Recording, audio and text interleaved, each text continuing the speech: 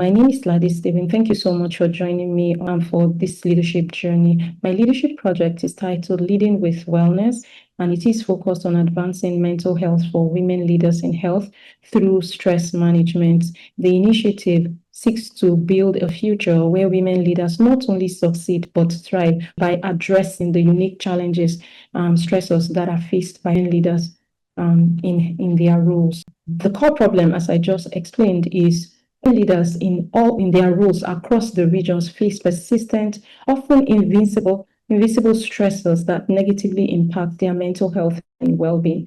And current systems of support are either fragmented, inadequate, or misaligned with the lived experiences of these women leaders.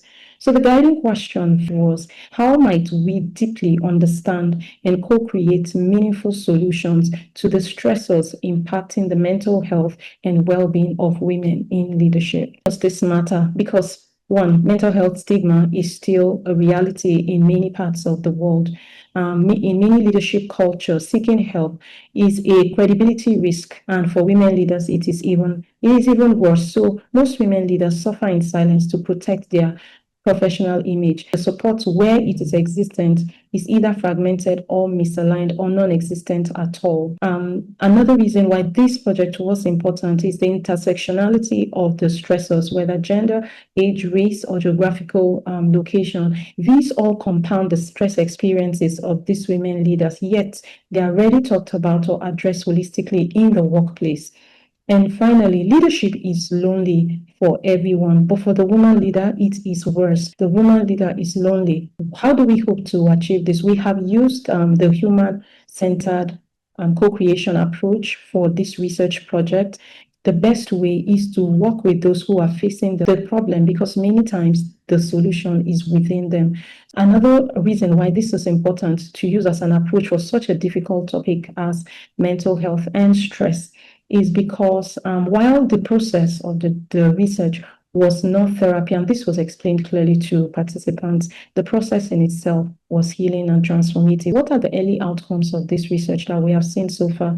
34 participants were recruited across the different regions. We had participants from India, from North America, from East Africa, and from Southern Africa, with a total of about 15 countries represented. What were some of the challenges and early opportunities? One, the time zone differences delayed the pace of the research. And then the issues around stigma and disclosure, but the risk still remains that women leaders still may feel uncomfortable to divulge either organizational information or lived experiences that were stigma related. And then some concerns about data quality because of the potential for insufficient, incomplete, or unclear feedback. This research, we decided to bring some innovation, holding the activities virtually. This, while being cost effective as an approach, the virtual implementation may limit in-depth connection and non-verbal communication.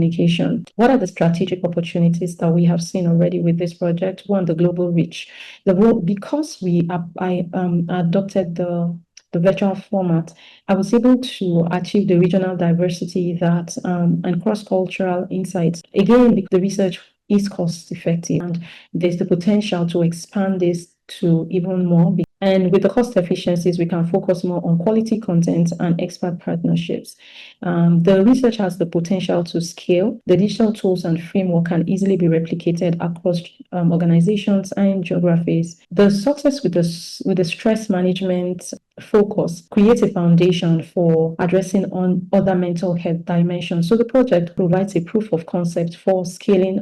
And then finally, another opportunity is from the project is the cultural shift. Of the anticipated outcomes and deliverables of the project include a mental health toolkit where that is co-created with women leaders on stress management, and we hope some recommendations that can go into policies for organizations and even for the broader society.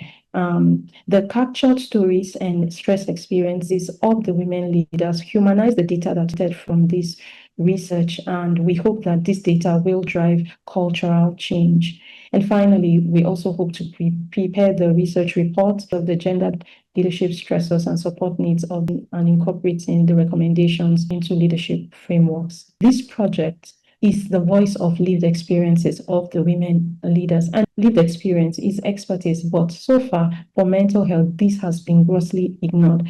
So this project, it represents more than just a wellness initiative. It is a movement towards structural and cultural transformation for the women in leadership and for leadership in general.